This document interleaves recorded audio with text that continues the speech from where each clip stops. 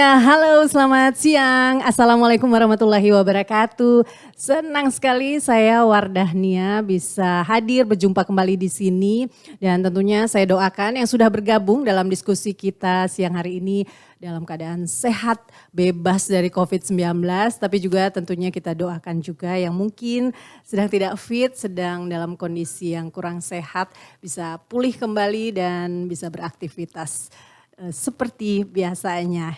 Ya, dan pastinya saya ingin menyampaikan selamat datang dalam Sofa Talk edisi kedua, di mana nantinya kita akan mengulik lebih jauh mengenai isu kecakapan dan juga literasi digital di forum G20, di mana kepemimpinan Indonesia dalam isu digital di forum G20 ini. Dan pastinya juga akan menghadirkan para narasumber yang berkompeten. Namun sebelum lebih dalam, lebih jauh lagi saya ingatkan untuk para peserta dan juga rekan-rekan media, nanti teman-teman yang ingin mengajukan pertanyaan bisa langsung menulis pertanyaannya di kolom Q&A dengan format tentunya nama, dash instansi, slash pertanyaan dari rekan-rekan semua. Jadi sekali lagi, silakan dari sekarang ingin bertanya seputar bagaimana sih sebenarnya persoalan kecakapan dan juga literasi digital di forum G20 ini, bisa langsung nanti di kolom Q&A dan jangan lupa untuk isi daftar hadir di kolom chat. Baik, lebih jauh mengenai Digital Economy Working Group G20 ini seperti apa, langsung saja kita simak terlebih dahulu videonya berikut ini.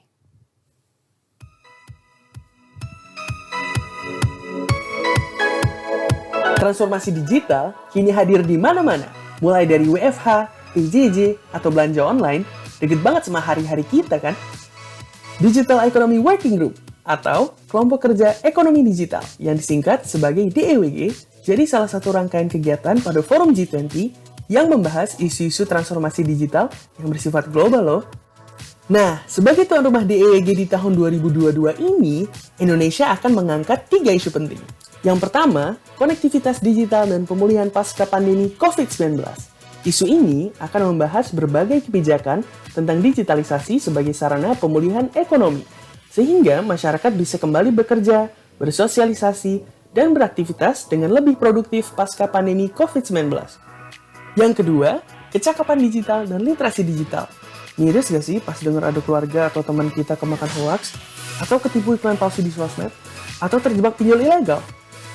Padahal, internet kan bisa dipakai buat ngembangin kerjaan-kerjaan keren zaman sekarang, kayak Big Data Analytics, Artificial Intelligence, dan kawan-kawannya. Nah, pas banget. Di isu kedua DEWG akan membahas kebijakan dan program yang bisa meningkatkan kecakapan dan literasi digital masyarakat. Yang ketiga, arus data lintas negara. Wah, isu apa nih? Susah banget kedengarannya ya. Sebenarnya nggak serumit itu kok. Intinya, isu ini akan membahas bagaimana data atau informasi antar negara bisa saling mengalir dan dipertukarkan. Itu semua demi data-data pribadimu dan data lainnya bisa lebih aman dan tertata dengan baik di level global. Itulah ketiga isu prioritas yang dibahas di persidangan DEWG.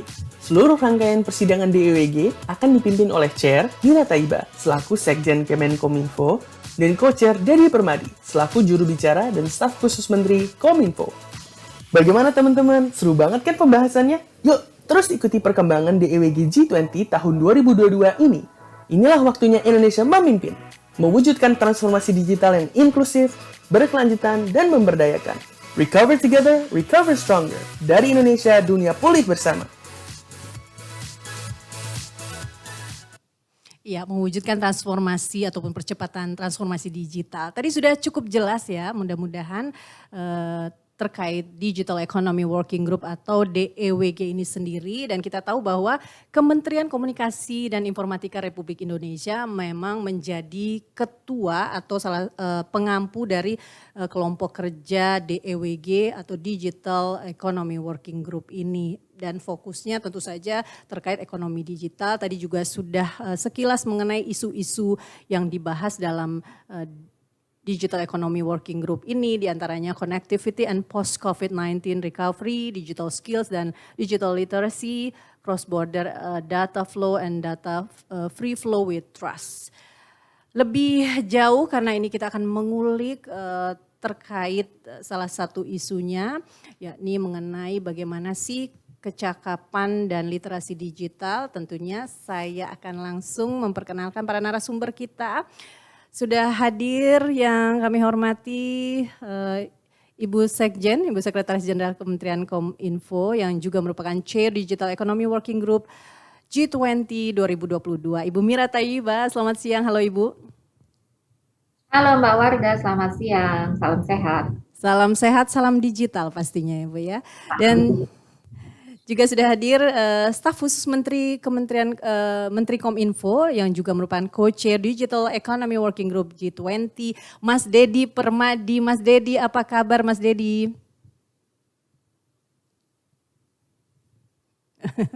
Luar biasa ya, tetap prokes sekali nih ya pastinya ya. Dan juga selain chair dan juga co-chair, tentunya juga ada National Knowledge Partner dari Universitas Indonesia dan juga nanti akan ada National Strategic Stakeholders. Untuk National Knowledge Partner ini sudah hadir Kepala Departemen Hubungan Internasional FISIP Universitas Indonesia. Saya ingin sapa Ibu Asra Virgianita. Ibu Asra, Assalamualaikum. Waalaikumsalam, salam kenal Mbak Wardah. Salam kenal Ibu. Sudah bergabung. Salam sehat. Salam sehat, terima kasih juga Ibu sudah berkenan bergabung dalam diskusi kita pada siang hari ini. Dan ini dia National Strategic Stakeholders, NSS. Siapa lagi? Kalau bukan ini sudah ada Ketua Umumnya Siberkreasi, Mas Yosi Mokalu. Mokalu ya. Selamat siang Mbak Wardah, selamat siang semuanya. Mbak Asra, saya juga ini loh, lulusan hubungan internasional. Hidup hubungan internasional. Yes. Iya, luar biasa. Katanya tadi mau nyanyi dulu ya, Mas Yosi, enggak ya? Pakai bahasa tubuh aja nanti. Oh itu bahaya. Bahasa digital saja nanti ya. Oke, sudah hadir juga Mas Bima Laga, Ketua Umum Asosiasi E-Commerce Indonesia, IDEA. Halo Mas Bima. Halo, selamat siang. Salam sehat semuanya, salam digital. Salam sehat, salam digital, salam bahagia, harus happy selalu ini. Ya, memang isu mengenai kecakapan dan juga literasi digital ini sering sekali ya kita bahas dan sering sekali kita dengar, termasuk nanti juga menjadi salah satu isu prioritas di Digital Forum di G20 ini sendiri. Nah, saya mau langsung nggak usah lama-lama lagi nih ke Bu Mira selaku chair dari DEWG ini. Kenapa sih sebenarnya Bu kemudian Kementerian Kominfo mengangkat isu ataupun topik ini sendiri? Tapi mungkin sebelum kita lebih jauh kenapa pemilihan isu ini sendiri dihadirkan, kita samakan persepsi dulu Bu Mira, sebenarnya kecakapan dan literasi digital itu apa sih Bu? Boleh Bu Mira, silakan Bu. Nah, sebelum masuk ke apa sih kecakapan atau literasi digital, saya mau refresh dulu nih Mbak Wardah, karena ceritanya bersambung. Jadi transformasi digital adalah salah satu dari 3 isu presidensi yang diusung oleh Indonesia, di mana transformasi digital ini kemudian diurai menjadi 3 isu prioritas Digital Economy Working Group, yang mana isu prioritas 1 mengenai konektivitas dan pemulihan pasca COVID sudah kita bahas minggu lalu. Hari ini kita bahas kecakapan dan literasi digital, dan minggu depan kita bicara mengenai arus data lintas batas. Kenapa saya selalu bercerita harus dari awalnya? Karena satu sama lainnya nyambung. Ini bukan isu yang standalone. Kemarin minggu lalu ya maksudnya kita sudah bicara konektivitas digital. Kemudian hari ini mengenai kecakapan dan literasi digital. Nyambungnya di mana ya? Urgensinya di mana ya? Ini sama dengan kalau kita diberikan suatu alat baru, kayak anak-anak dikasih mainan gitu. Pertanyaan pertamanya, bisa makainya enggak gitu kan? Jadi kurang lebih juga sama nih, ada akses. Jadi di minggu lalu kita sudah jelaskan, kita pastikan konektivitas digital itu semua berlaku secara inklusif gitu. Nah, sekarang setelah dikasih akses, pertanyaannya, bisa nggak makainya? Pertanyaan berikutnya, tahu nggak dampaknya gitu. Bisa makainya itu pertanyaannya sih sederhana ya, tetapi yang pasti jawabannya bukan cuma sekedar mencet-mencet. Kalau kita gadget terus mencet-mencet, browsing-browsing, bukan sekedar itu. Tetapi yang kita maksudkan bisa memakainya adalah yang pertama tentunya memiliki kemampuan untuk menggunakannya. Yang kedua adalah dalam menggunakannya harus beretika. Kenapa beretika?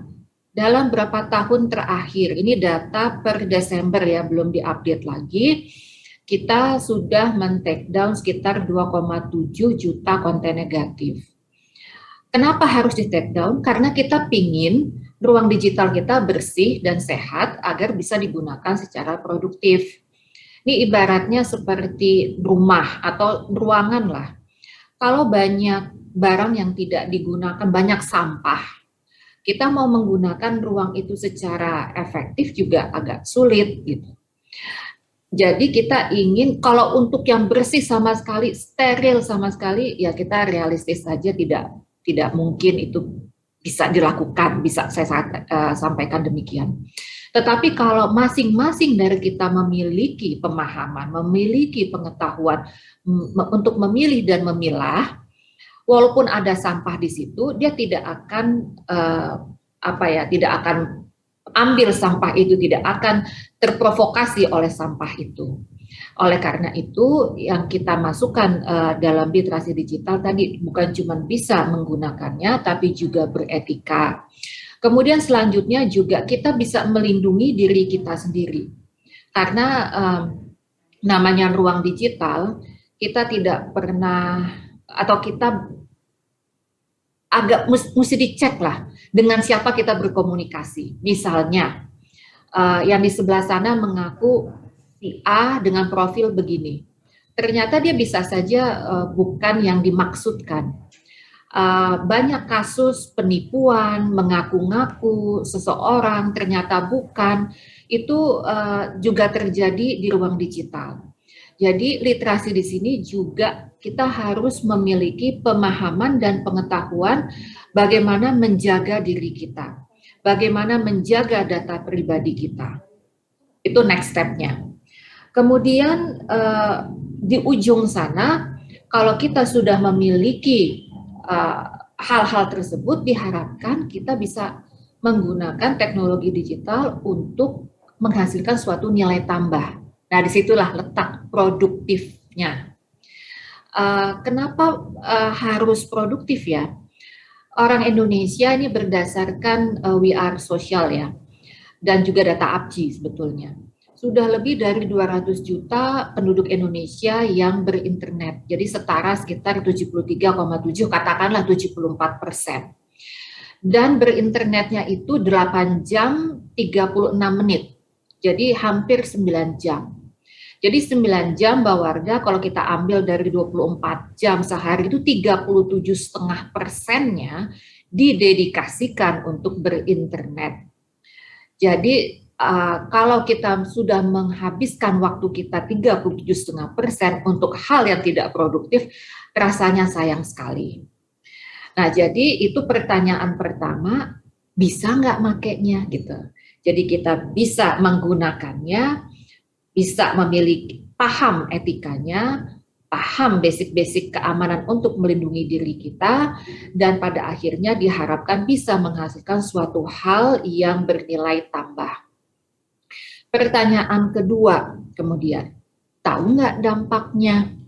Nah, dampaknya di sini bisa kita kaitkan, dan ini sangat relevan dengan isu di beberapa working group lainnya, bukan hanya di Digital Economy Working Group, tapi juga di Employment Working Group misalnya, yaitu terkait dengan future work. Ini waktu kita kembali ke sekian tahun lalu, pada saat tol, otomasi tol ya. Sekarang kita tinggal tap kartu, tapi sebelumnya kan kita harus bayar dengan cash. Itu kemudian sempat banyak yang bertanya-tanya. Kemudian orang-orang yang tadinya menjaga pintu tol kemudian diapain gitu kalau sudah diganti dengan teknologi. Lompat ke sekian tahun kemudian isu misalnya PNS mau digantikan dengan AI, terus PNS yang ada diapain gitu. Nah jadi kita harus selalu relevan. Intinya itu kita harus selalu relevan. Ternyata teknologi yang berkembang ini sekarang memerlukan skill set yang berbeda dari kita. Kalau dulu pekerjaan entry data itu diperlukan karena data sekian banyak, kemudian ada tuh yang manual satu persatu dimasukin ke dalam suatu file. Tapi sekarang itu semua sudah bisa dikerjakan secara otomatis. Jadi skill set yang kita miliki sudah harus diupdate supaya tetap relevan dan kita bisa bekerja secara lebih efisien dan efektif.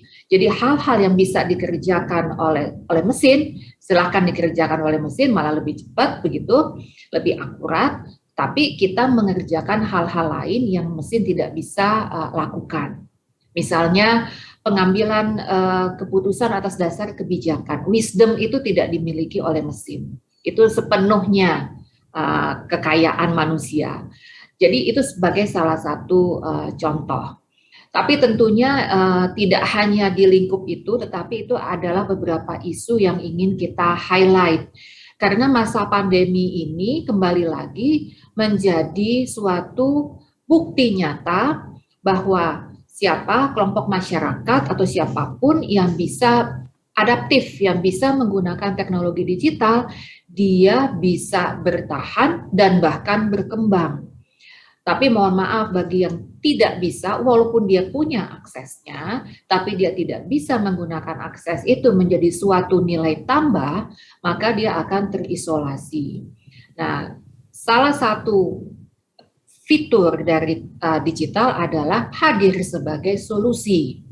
Nah, tetapi di sisi lain ternyata digital juga menciptakan kesenjangan seperti yang saya cerita tadi, ada yang bisa pakai, ada yang tidak. Nah, disinilah kita hadir dengan membawa isu yang relevan, sangat relevan dengan kondisi saat ini, yaitu bagaimana kita menutup kesenjangan dengan memfurnish, dengan memberikan kemampuan kepada semua ya, masyarakat, literasi digital dan kecakapan digital. Mungkin itu dulu Mbak Wardah sebagai pembuka. Lengkap sekali Bu Mira ya, jadi sudah ada aksesnya, sekarang masyarakatnya bisa pakai nggak sih, tahu nggak sih dampaknya, sudah paham etikanya, karena nanti ujungnya harusnya digital ini bisa memberikan nilai tambah, hadir sebagai solusi dan bisa menutup kesenjangan. Baik Bu Mira, mungkin kita lanjut ke Mas Dedi. Nah Mas Dedi sendiri melihat masyarakat Indonesia, kondisi ataupun keadaan terkait digital skills dan digital literasinya ini sudah sejauh mana sih Mas Dedi? Dan Kementerian Kominfo sendiri dalam hal ini pasti dong sudah melakukan berbagai hal dan upaya. Apa-apa saja sih Mas Dedi? Monggo Mas.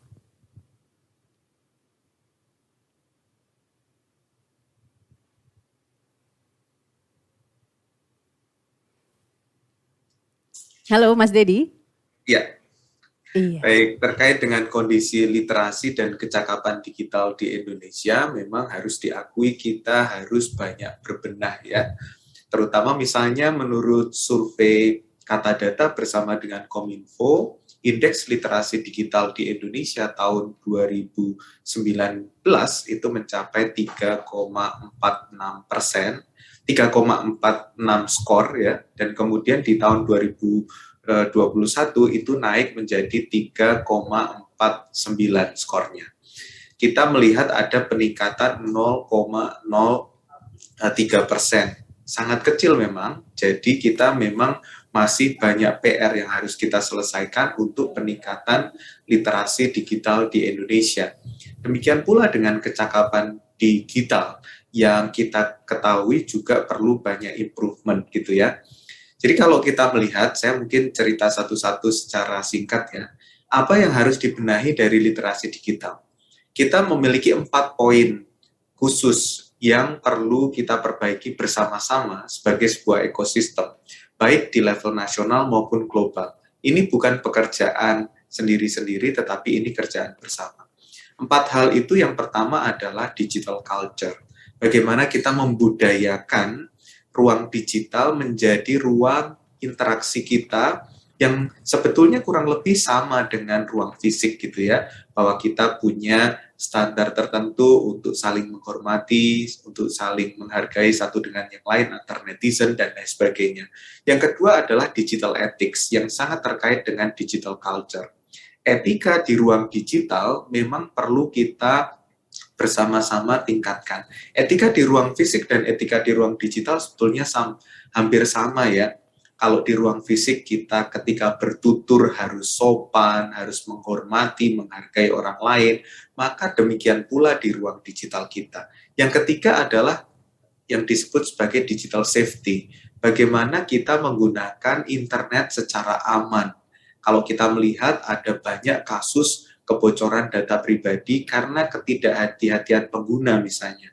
Sesimpel misalnya kita mengubah password kita atau mengupdate password kita secara berkala. Itu adalah habit yang saya rasa sangat mendukung digital safety kita di ruang digital. Dan yang keempat atau yang terakhir adalah digital skill. Bagaimana kita memanfaatkan kecakapan-kecakapan baru di ruang digital kita untuk tujuan yang produktif. Jadi internet itu alih-alih digunakan untuk menyebar hoax, penipuan, dan lain sebagainya, kita bisa manfaatkan untuk sesuatu yang sangat produktif. Ini nyambung dengan poin kedua. Poin pertama kan literasi digital, poin keduanya adalah kecakapan digital. Nyambung ke situ. Jadi Forum Ekonomi Dunia di tahun 2021 itu merilis satu report yang judulnya The Future Jobs. Bagaimana kita memprediksi pekerjaan-pekerjaan yang akan datang gitu ya, yang akan kita sambut. Jadi ini penting sekali untuk teman-teman generasi muda kita.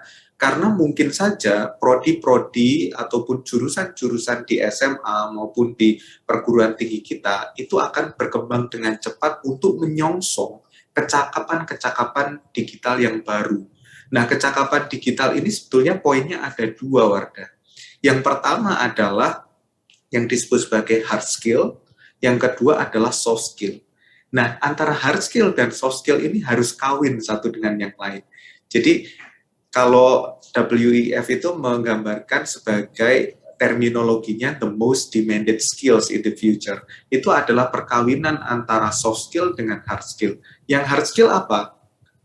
Pekerjaan-pekerjaan yang akan paling banyak dibutuhkan di masa yang akan datang diantaranya AI, kecerdasan buatan, kemudian big data analytics, machine learning, internet of things, dan lain sebagainya.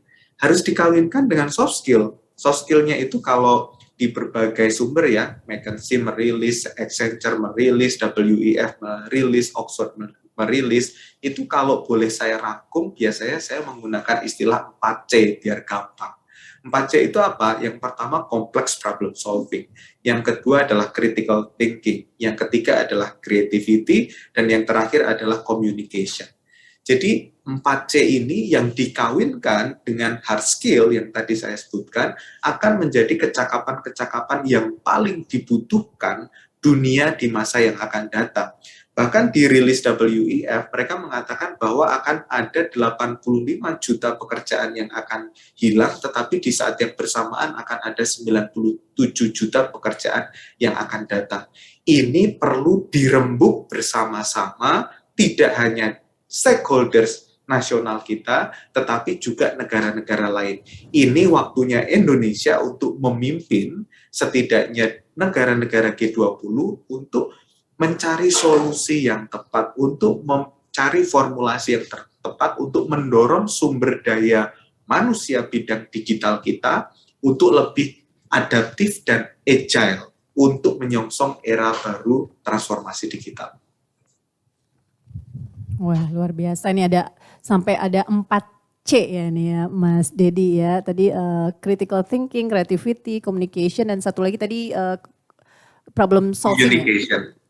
Ya. Complex problem solving. Complex problem solving. Jadi harus dinikahkan ini ya Mas Dedi ya, hard skill dan juga soft skillnya, termasuk tadi juga bagaimana literasi digital ini terkait dengan digital culture, kemudian digital ethic, digital safety, dan juga digital skill itu sendiri.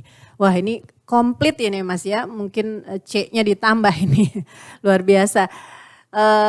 Mas Dedi, Bu Mira, kita juga tahu bahwa Digital Economy Working Group ini juga melibatkan Kementerian Kominfo, melibatkan National Strategic Stakeholders, ya, ini dari Siberkreasi dan juga IDEA. Saya ingin ke Mas Yosi. Mas Yosi, Siberkreasi kita tahu nih aktif sekali, giat banget ini ya, terutama untuk menggemakan masalah literasi digital. Nah sebenarnya sudah sejauh mana sih yang dilakukan Siberkreasi terkait literasi digital ini sendiri, dan kenapa Mas Yosi harus aktif sekali ini melakukan literasi digital sendiri? Ya, terima kasih Mbak Wardah. Kalau pertanyaan kenapa nggak boleh dijawab dengan kenapa tidak gitu ya, nggak boleh. Terlalu gampang jawaban itu ya. Jadi saya mengingat nih Siberkreasi itu kita ngumpul-ngumpul awalnya ya, ada concern bersama. Itu kita melihat meningkatnya konten negatif terutama menjelang dan sesudah Pilkada DKI. Itu di situ tuh ada Mas Dedi. Mas Dedi itu ketua umum pertama tuh untuk Siberkreasi.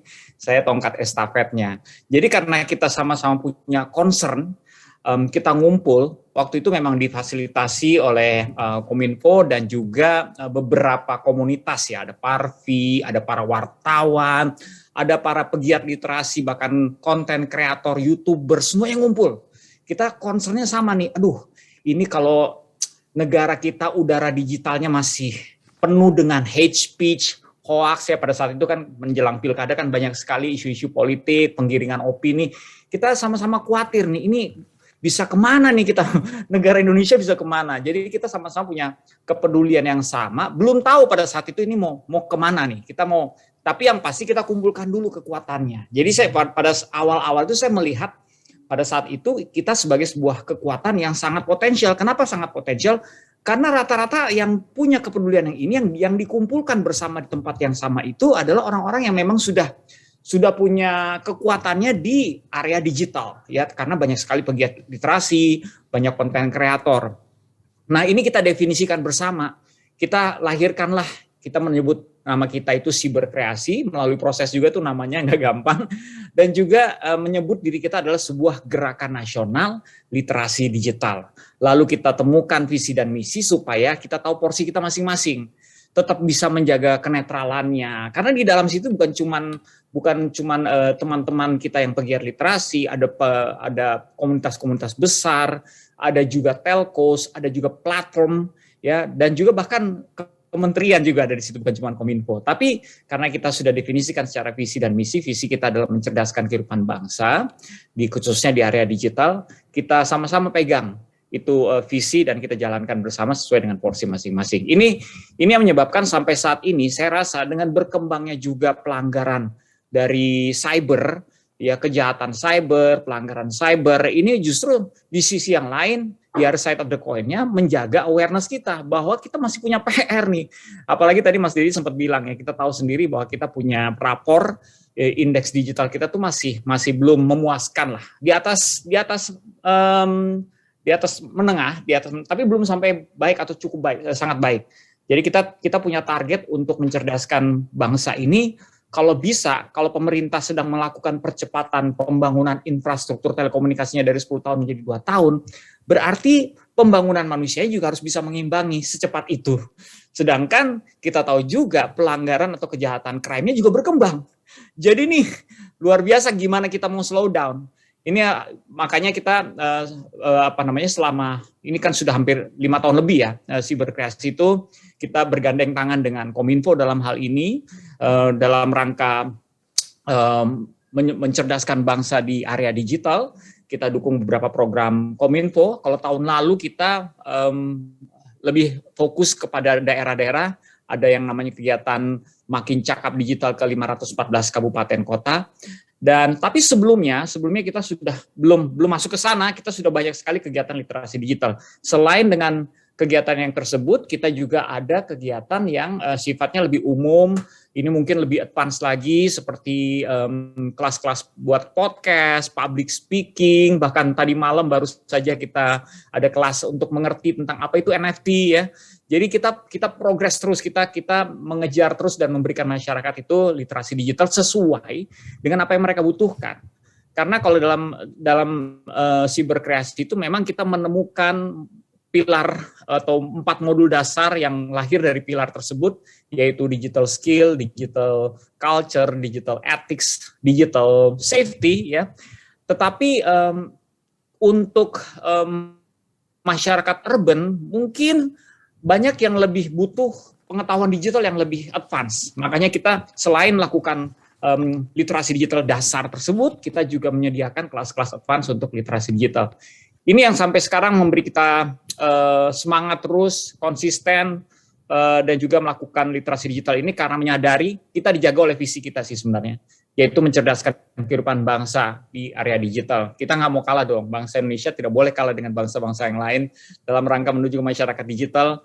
Bukan saja kita semakin canggih kemampuan digitalnya, tapi kita juga sumber daya manusia juga harus semakin canggih. Luar Begitu biasa. Mbak Wardah. Tapi Mas Yosi terganggu nggak sih selama pandemi ini untuk melakukan program-program tersebut dari siberkreasi sendiri? Di satu sisi begini ya, justru waktu sebelum pandemi memang kita banyak kegiatan yang offline ya. Kita berkunjung, salah satu kegiatan yang ngetop School of Influencers itu kan kita berkunjung ke daerah-daerah ya. Kita berkunjung kepada kota-kota, kita lihat digital talent lokal, kita kasih mereka pengetahuan. Yang paling umum adalah membuat konten, supaya harapannya mereka akan menjadi di kemudian hari ketika mereka bermain sosial media, mereka akan menjadi influencers yang baik, menyebarkan kebaikan lewat sosial media mereka. Nah itu tatap muka, karena ada seminar, ada workshop, ada segala macam. Tetapi sekarang ya justru mungkin juga ini sekaligus memanfaatkan waktu kita pandemi, kita ada prokes, kita tidak bisa tatap muka, tapi secara online kita justru jadi lebih bisa ke pelosok-pelosok ya, karena kabupaten yang kita targetnya kan kabupaten ya. Jadi lebih bisa ke pelosok-pelosok, jadi lebih lebih efektif bisa malah mungkin. menjangkau juga ya semua tempat ya. Luar biasa ini Benar, Mas. benar. Tetap semangat ya Mas Yosi. Tidak Terima hanya kasih. siberkreasi, tapi juga untuk National Strategic Stakeholders ini Kementerian Kominfo menggandeng IDEA. Nah, saya ingin mendengar nih dari Mas Bima, sebenarnya IDEA sendiri melihat seperti apa sih keterkaitan antara kecakapan digital dan juga literasi digital dalam ekonomi digital itu sendiri, Mas Bima? Ya, terima kasih Mbak Wardah pertanyaannya. Memang literasi digital itu menyangkup semua lini ya, maka dari itu saya rasa ini kesempatan yang baik sekali Kominfo mengangkat tema ini dalam topik yang kedua dalam pembahasan Digital Economy Working Group ini. Kenapa? Literasi digital perkembangan ekonomi digital itu tidak terlepas dari literasi digital, Mbak. Ya, saya dari Asosiasi E-commerce Indonesia dan kita biasa mengedukasi orang untuk berbelanja. Nah, dalam berbelanja pun ada literasi digital yang harus dipahami. Saat kita contohnya berbelanja, itu ada TNC. Nah, TNC itu terkadang tidak semuanya memahami. Dan itu juga tidak memahami karena kemampuan dari literasi digital yang masih dirasakan perlu ditingkatkan menjadi PR kita bersama. Jadi saya melihatnya ini adalah momentum. Di mana di Digital Economy Working Group ini dibahas nih mengenai isu kecakapan dan literasi digital. Kalau dari saya, kita berharapnya dengan literasi digital yang teman-teman sudah lakukan di platform-platform, ini juga bisa mengembangkan perekonomian khususnya di ekonomi digital. Saya mau ngambil contoh satu aja. Bagaimana mungkin kita pernah mendengar juga ya yang ramai-ramai mengenai COD gitu ya. Nah, itu kan tidak terlepas bagaimana hak dan kewajibannya gitu ya. Dan itu tidak lepas dari kecakapan dan literasi digitalnya yang memang harus kita tingkatkan. Maka dari itu platform-platform terus mengembangkan literasi digital, khususnya bagaimana cara berbelanja, menumbuhkan UMKM kita, dan memanfaatkan perekonomian digital dan juga ekosistem yang sudah dibangun pemerintah. Itu mungkin Mbak yang bisa saya jawab. Terima kasih. Ya, dan tentunya dengan kondisi pandemi saat ini juga sangat terbantukan sekali ya ini ya Mas Bima ya.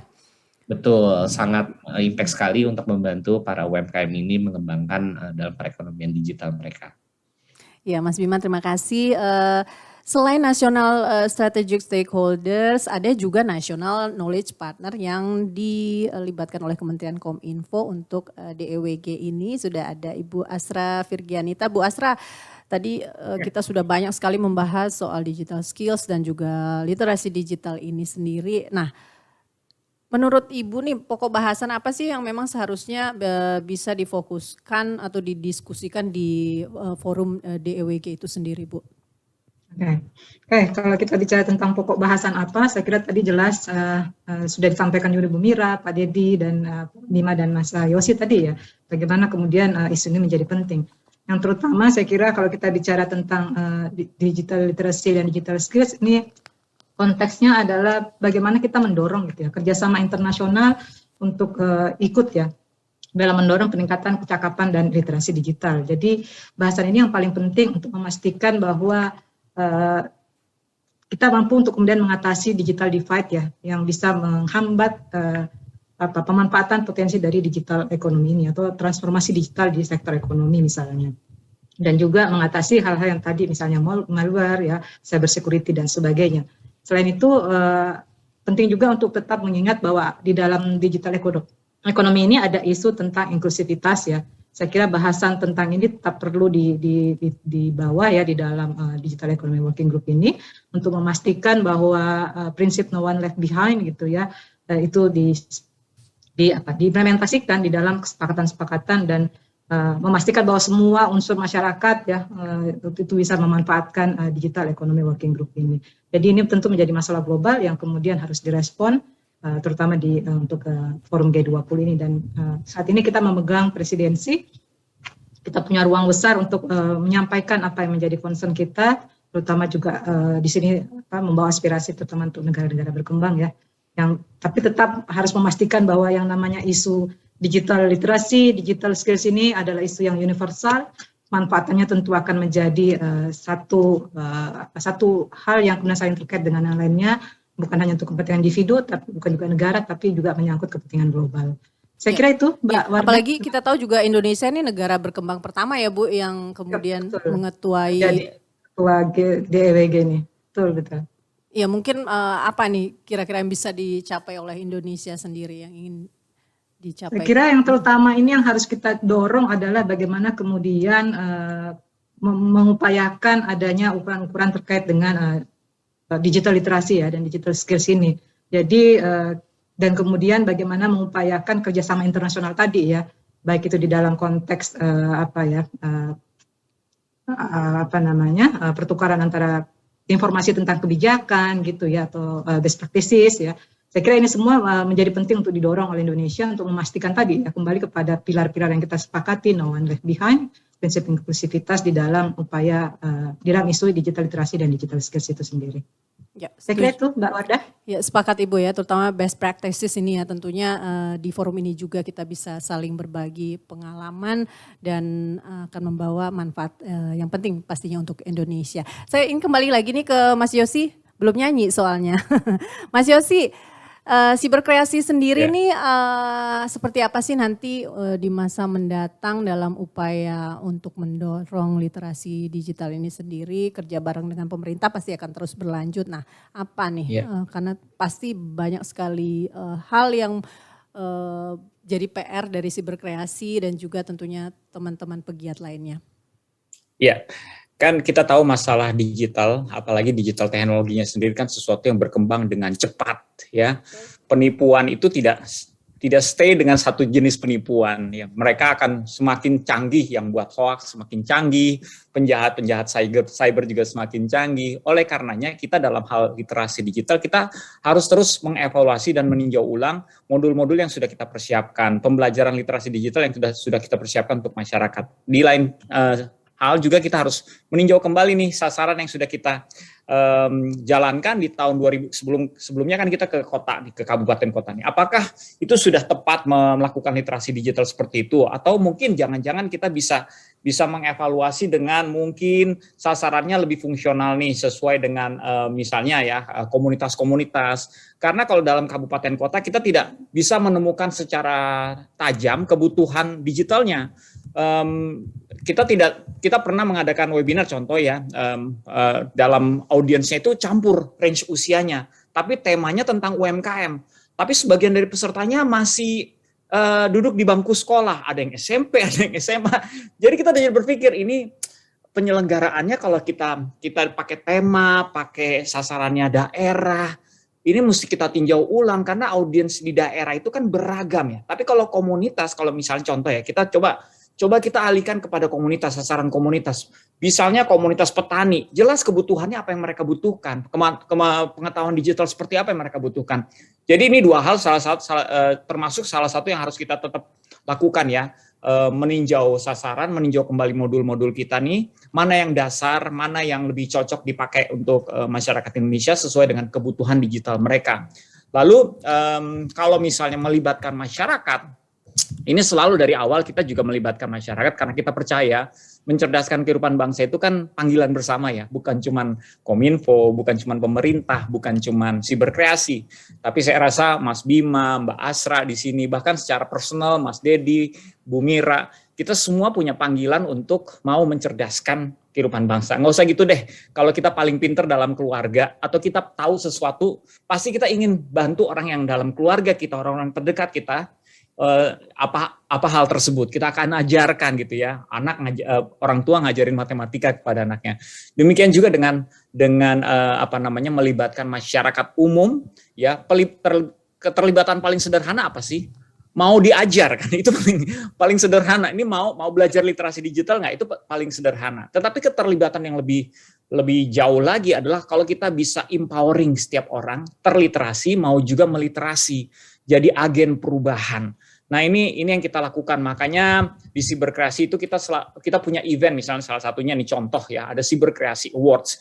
Ini kita memberikan penghargaan, apresiasi kepada konten kreator ya, para pembuat konten ini bukan berdasarkan jumlah viewers atau jumlah subscribers atau followers, tetapi berdasarkan konten positif yang mereka buat, kualitas pesan yang mereka sampaikan. Ini kan perlu diapresiasi supaya yang buat konten positif jadi semangat. Lebih banyak lagi yang membuat konten positif karena mereka mengerti, oh ternyata tidak sia-sia, ada yang memperhatikan apa yang saya kerjakan. Nah ini salah satu contoh dukungan untuk melibatkan masyarakat terlibat dalam literasi digital ini. Konten positif salah satu yang paling gampang juga. Yaitu beberapa contoh saja. Jadi kita terus progresif untuk literasi digital.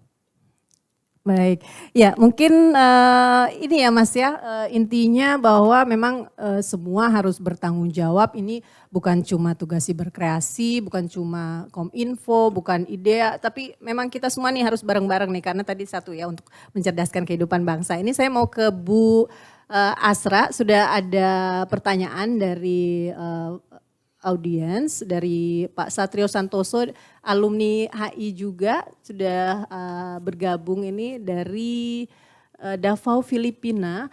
Untuk Bu Asra, bagaimana melihat peran media dalam diplomasi sekarang ini, karena kita lihat memang sering sekali misleading information. Nah, bagaimana nih Bu Asra? Oke, tentu peran media menjadi penting ya di dalam konteks menjaga bahwa info-info yang disampaikan ini benar-benar info yang betul-betul dimanfaatkan oleh betul-betul info yang kemudian berdasarkan dari sumber yang bisa terpercaya. Karena kalau berdasarkan hasil survei, saya melihat bahwa banyak masyarakat kita lebih senang menggunakan sumber informasi melalui WA gitu ya. Jadi info-info yang kemudian tersebar melalui WA tapi tidak menggunakan media gitu ya, media-media utama ya, terutama untuk mendapatkan informasi yang yang valid gitu. Jadi media sendiri harus bisa memastikan bahwa info yang diberikan valid dan kemudian melakukan ya mungkin bersama-sama juga dengan pemerintah ya melakukan edukasi gitu ya, tadi seperti yang disampaikan oleh Mas Yosi. Bagaimana kemudian media ini adalah satu media yang penting, terutama ya media dalam hal ini tentu media-media nasional gitu ya, dan media-media yang terpercaya untuk memastikan bahwa masyarakat mengakses itu gitu ya, dan tidak dengan mudah kemudian percaya terhadap info-info yang beredar di WA, di Facebook yang mungkin segala macam ya, medsos yang kemudian bisa misleading di dalam informasi itu. Jadi saya kira media punya peran besar ya untuk kemudian memastikan masyarakat juga teredukasi gitu ya, teredukasi bagaimana pentingnya memahami info secara lebih memastikan sumber informasi yang penting dan jelas gitu. Saya kira itu, Mbak. Ya, itu pentingnya masyarakat juga harus rajin-rajin ya ini mengecek sumber informasinya ya. Tapi memang paling gampang dari WA ya Bu ya. Baik. Dan dalam kaitan itu menjadi penting ya namanya literasi digital dan digital skills tadi ini info yang sangat, saya kira ini poin yang sangat penting sih di dalam kaitan dengan tadi pertanyaan tadi ya. Baik. Bu Mira, sini Bu Sekjen izin Bu, mungkin karena Ibu kesibukannya ini sudah ditunggu di mana-mana Ibu, sebelum Ibu melanjutkan tugas berikutnya, kita ingin tahu nih masyarakat umum pastinya, Indonesia sebagai presidensi, kemudian ada Digital Economy Working Group. Manfaatnya apa sih nih Bu? Pasti menjadi pertanyaan masyarakat nih dengan berlangsungnya DEWG G20 ini sendiri. Apa yang bisa kemudian diterima impact-nya oleh masyarakat? Saya pikir ada dua hal ya. Yang pertama ini kan melalui DEWG kita secara global berupaya untuk memiliki kesepakatan walaupun ini forum bukan legally binding ya, tetapi ada kesepakatan koridor dalam kita membangun ekosistem digital. Khusus untuk kita ya, Digital Indonesia, kita menginginkan ekosistem digital yang tadi seperti yang di video disampaikan ya, yang inklusif, memberdayakan, dan berkelanjutan. Bila ekosistem ini kuat, maka manfaat bagi pengguna justru akan sangat banyak ya. Karena apa yang dilakukan untuk penguatan ekosistem pada akhirnya akan dirasakan oleh masyarakat sebagai masyarakat pengguna. Misalnya kita bicara isu hari ini saja. Jadi tadi yang saya sampaikan data mengenai 73,7% penduduk Indonesia itu kan sebagai masyarakat pengguna. Kalau kemudian kita bisa pemerintah bersama dengan mitra, kita selalu bicara pentahelix, jadi bukan hanya pemerintah tetapi juga akademisi, ada Bu Asra di sini, kemudian ada juga dari dunia usaha, ada teman-temannya Mas Bima, ada dari komunitas, dari Mas Yosi, juga dari media. Semuanya ini melalui skema pentahelix ini bisa menggarisbawahi, bisa menunjukkan urgensi dan manfaat dari literasi digital dan kecakapan digital ini, masyarakat yang mendapatkan manfaatnya. Upaya-upaya yang dilakukan oleh Berkreasi misalnya gitu, itu semua untuk manfaat, untuk masyarakat pengguna. Begitu juga dengan apa yang dilakukan oleh pemerintah. Tadi Pak Dedi juga sudah bercerita bahwa kita ada layernya. Jadi di Kominfo sendiri juga ada program selain dari terkait dengan SDM ya, terkait dengan literasi digital, tapi juga literasi digital Mbak Wardah kalau di piramid itu adalah yang paling bawah. Jadi ada yang beginner, intermediate, dan advance, kurang lebih seperti itu. Untuk program Kominfo sendiri ada literasi digital yang paling bawah, diperuntukkan masyarakat luas siapapun harus memiliki 4 kecakapan yang tadi Mas Yosi bilang, baik itu dalam budaya, berbudaya digitalnya, dalam keamanannya, dalam etika, dan seterusnya. Di tengah itu ada yang disebut dengan Digital Talent Scholarship. Sekali lagi ini program Kominfo ya, Digital Talent Scholarship yang memberikan kesempatan kepada bisa anak-anak yang baru lulus SMA, kepada teman-teman di mahasiswa, dan banyak temanya untuk memberikan keahlian khusus apakah itu di AI, di machine learning, di data analytics dan sebagainya. Dan yang di puncak ini adalah justru Digital Leadership Academy yang ditujukan untuk para pembuat keputusan. Jadi kalau masyarakatnya semua sudah paham, tetapi yang membuat kebijakan kurang paham, nanti tidak efektif juga. Jadi semua lini kita address. Ini yang menjadi salah satu program Kominfo yang beneficiary-nya juga masyarakat luas. Itu yang pertama. Yang kedua, melalui Sofa Talk ini atau pembicaraan-pembicaraan yang kita siarkan atau kita sharing dengan masyarakat luas, masyarakat juga bisa memberikan masukan, apakah melalui komunitas, apakah melalui secara langsung.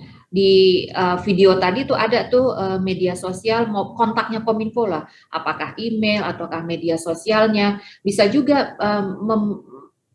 menyampaikan pandangan yang berbeda mungkin. Rasanya di sini aspek ini sudah cukup, tetapi aspek yang ini kurang gitu. Kita kan juga ingin mendengar dari masyarakat sebagai penerima manfaat langsung. Jadi saya kira itu Mbak Wardah, tapi sekali lagi tadi saya menyambung dari pertanyaan sebelumnya, peran media itu sangat besar. Peran media itu bukan saja untuk mendiseminasi informasi, tapi juga turut mengedukasi. Saya juga ucapkan salam kepada teman-teman media yang berkesempatan hadir. Saya lihat tadi ada beberapa teman media yang hadir. Tolong gunakan kesempatan ini untuk mengedukasi ke teman-teman semua, ke masyarakat semua. Setidaknya semangat untuk membangun ruang digital Indonesia yang bersih, yang sehat, supaya kita bisa memanfaatkannya secara produktif. Lagi pula upaya untuk melakukan reskilling, upskilling yang lebih sesuai dengan tuntutan zaman sekarang bukan lagi suatu hal yang privilege gitu, yang hanya orang-orang tertentu. Sudah banyak upaya pemerintah, program pemerintah, termasuk juga bermitra dengan teman-teman dunia usaha dan komunitas kita lakukan. Sebagaimana tadi Mas Yosi sampaikan, ada juga yang kelompok-kelompok yang memerlukan lebih advance, begitu, itu pun kita siapkan program-programnya. Semoga bermanfaat Mbak Wardah, terima kasih. Terima kasih luar biasa Ibu ya. Mari kita sama-sama bangun ruang digital yang bersih, yang sehat tentunya untuk hal-hal yang produktif juga. Tadi ternyata literasi digital itu di layer paling bawah ya Bu ya, kemudian ada Digital Talent Scholarship, dan yang paling penting memang ya Bu ya, bagaimana adanya persepsi yang sama dari para pemimpin melalui Digital Leaders Academy ini. Terima kasih Bu Mira. Selamat bertugas kembali ya Bu, luar biasa sudah berkenan berbagi dalam forum kita kali ini, dalam Sofa Talk kali ini. Nah, saya ingin ke Mas Bima, sedikit ini menyambung nih Mas Bima, menurut Mas Bima sendiri terkait, masih tentunya terkait literasi digital yang dilakukan pemerintah ini khususnya untuk pelaku usaha dari rekan-rekan UMKM, apa nih sebenarnya yang bisa dilakukan sehingga bisa mendukung literasi digital ataupun program pemerintah ini sendiri? Ya, terima kasih Mbak atas pertanyaannya. Peran pemerintah kita melihat di sini sangat penting sekali. Jadi kita IDEA bersama dengan Kementerian Kominfo dan juga Bakti Kominfo pernah kita mengadakan tahun lalu ya pelatihan khususnya di daerah 3T untuk para UMKM, dan di situ memang ada manfaat literasi digital yang kita berikan. Kita memberikan knowledge bagi para pelaku UMKM. Ini fondasi yang sudah dibangun, backbone yang sudah dibangun internet oleh kementerian, itu bisa dipergunakan sebaik-sebaiknya. Nah, dipergunakan untuk apa? Disitulah peran literasi digital masuk, Mbak. Bagaimana UMKM bisa memanfaatkan perekonomian gitu ya, akses internet untuk dia berjualan, berdagang, tentunya dengan cara-cara yang baik dan benar gitu. Nah, disinilah peran literasi digital itu masuk. Nah, baik dari itu kita melihat antusiasme peserta itu sangat tinggi sekali, Mbak. Kita buka 2.500 pendaftaran, yang daftar adalah 6.000. Jadi itulah merupakan salah satu contoh apa yang sebenarnya kita lakukan. Tidak berhenti dari di situ juga. kita tadi Mas Yosi menyampaikan bahwa kejahatan ini terus berkembang, bagaimana playbook kita juga harus diupdate. Nah, disitulah di kita peranan digital dan stakeholder, baik itu pemerintah dan swasta, kita mengerjakan sama-sama gitu. Sekarang penipuan itu sudah makin canggih gitu ya, berawal dari chat WhatsApp dan bisa pakai foto profilnya dan segala macam bisa diambil. Tapi kan sebenarnya bukan tools apa yang digunakan, tetapi literasi digital dan kita kemampuan untuk menanggulangi, karena tools atau fitur itu bisa terjadi di segala macam gitu. Nah, disinilah peran kita untuk mengedukasi masyarakat literasi digital itu kita sampaikan, Mbak. Terima kasih. Baik, terima kasih Mas Bima ya.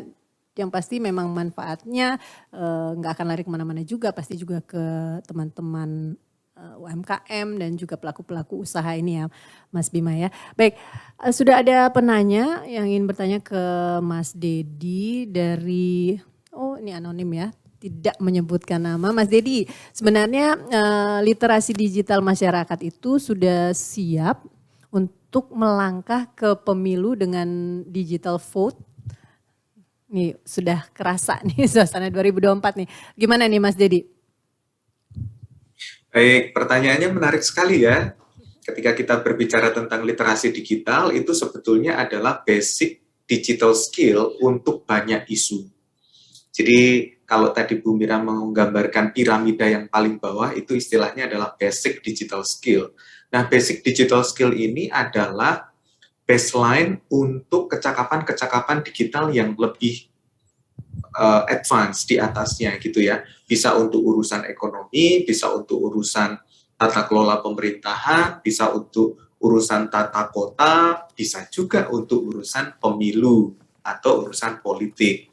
Nah, terkait dengan basic digital skill ini tentu ada prinsip-prinsip, misalnya anti hoax, anti penipuan digital, anti radikalisme digital, anti pornografi, dan lain sebagainya.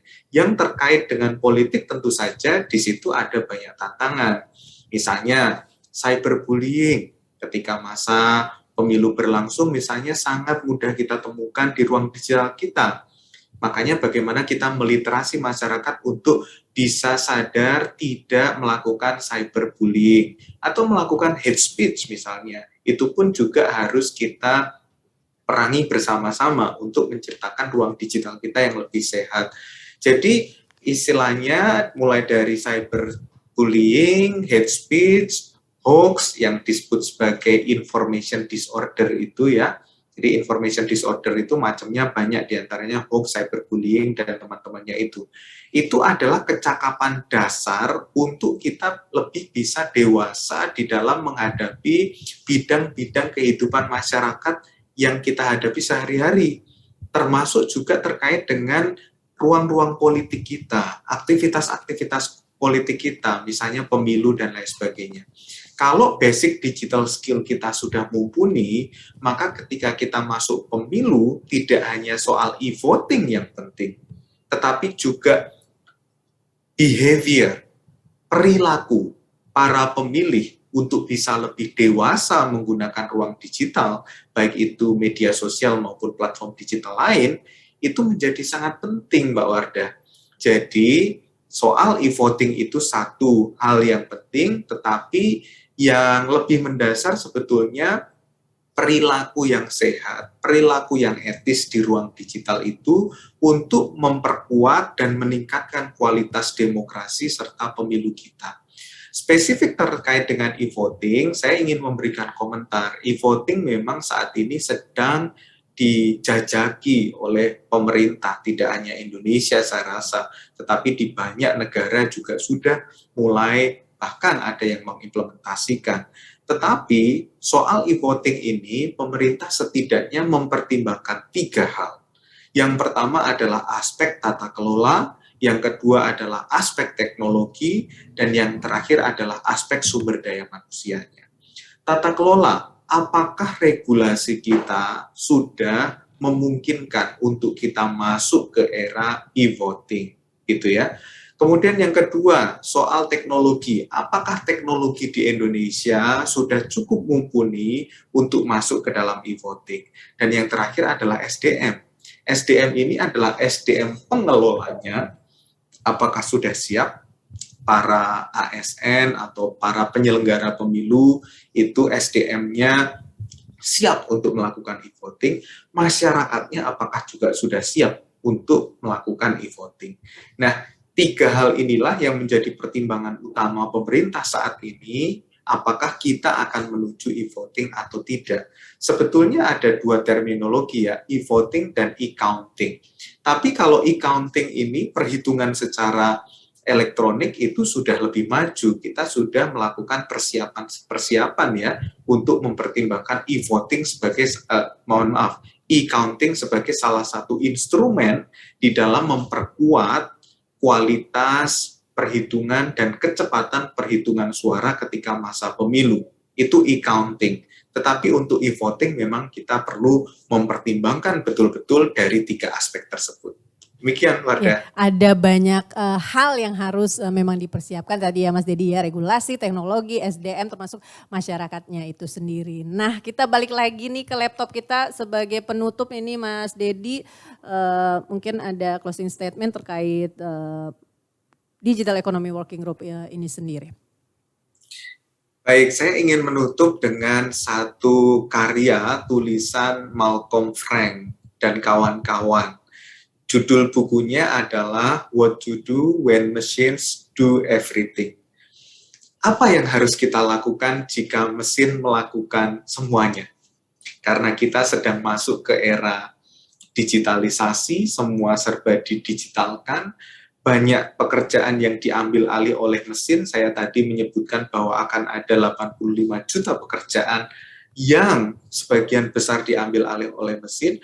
Bagaimana kesiapan sumber daya manusia kita, SDM kita, itulah yang akan kita diskusikan dalam forum G20 di mana Indonesia memimpin di dalamnya.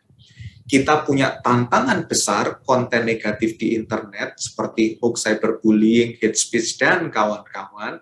Tetapi kita juga di saat yang bersamaan punya peluang besar untuk menggarap kecakapan-kecakapan digital baru yang sebetulnya kita sering bertanya-tanya, kalau semuanya sudah didigitalkan, kemudian manusia ngapain? Itulah yang dijawab oleh Malcolm Frank dan teman-teman dalam bukunya itu. Jawabannya sebetulnya adalah di era digitalisasi yang semakin deras arusnya ini, kita tidak perlu khawatir dengan gerusan atau dengan bertambah banyaknya peran mesin dan peran teknologi digital. Asalkan satu, kita sebagai individu mau mengupgrade kemampuan kita. Mesin menggantikan pekerjaan-pekerjaan yang clerical, pekerjaan-pekerjaan yang repetitif, tetapi pekerjaan clerical dan repetitif itu biasanya gajinya rendah, Wardah. Nah, gaji yang tidak kompetitif itu digantikan oleh mesin, sedangkan manusianya yang tadinya mengerjakan pekerjaan yang repetitif dan clerical ini kemudian harus mau mengupgrade diri. Kita semua mengupgrade kecakapan kita supaya tidak lagi mengerjakan pekerjaan-pekerjaan yang digantikan oleh mesin itu, tetapi kita mulai belajar. Sekarang banyak sekali media yang gratis untuk mengembangkan diri, bahkan bisa otodidak untuk belajar big data analytics, untuk belajar machine learning, untuk belajar AR, untuk belajar VR, untuk belajar teknologi metaverse, dan memanfaatkan NFT misalnya, dan lain sebagainya. Ini adalah era baru yang kita tidak perlu khawatir mesin akan menggantikan peran kita di dalam pekerjaan, tetapi kita justru menyongsong itu dengan meningkatkan kecakapan digital kita, dan kita akan berjuang bersama-sama negara G20 Indonesia saatnya untuk memimpin. Iya, kuncinya harus upgrade ya, mau terus melakukan inovasi, jadi nggak perlu khawatir karena di balik tantangan tetap ada peluang-peluang terkait kecakapan digital. Seperti itu ya Mas Dedi ya. Iya. Luar biasa sekali diskusi kita pada Sofa Talk kali ini. Saya ingin menyampaikan terima kasih yang sebesar-besarnya tentunya untuk teman-teman, rekan-rekan maupun seluruh peserta dari media juga yang sudah bergabung hingga akhir acara. Dan tentunya terima kasih yang luar biasa untuk para narasumber, Ibu Mira Tayyiba, Sekretaris Jenderal Kementerian Kominfo yang juga merupakan chair dari DEWG G20 ini. Mas Dedi, matur nuwun Mas Dedi. Co-chair Digital Economy Working Group G20, sudah juga tadi kita dengarkan banyak sekali ya yang disampaikan oleh Ibu Arsa Virgianita, Kepala Departemen Hubungan Internasional FISIP Universitas Indonesia. Terima kasih Ibu. Mas Yosi Mokalu, Ketua Umum Siberkreasi, dan juga Mas Bima Laga, Ketua Umum Asosiasi E-Commerce Indonesia, IDEA. Luar biasa, mari sama-sama sekali lagi kita bangun ruang digital yang sehat, yang bersih dan tentunya beretika melalui kecakapan dan literasi digital yang lebih baik. Selamat tentunya untuk Kementerian Kominfo sebagai ketua dalam Digital Economy Working Group G20 2022. Akhirnya saya Wardahnia undur diri. Terima kasih, sampai jumpa. Salam digital.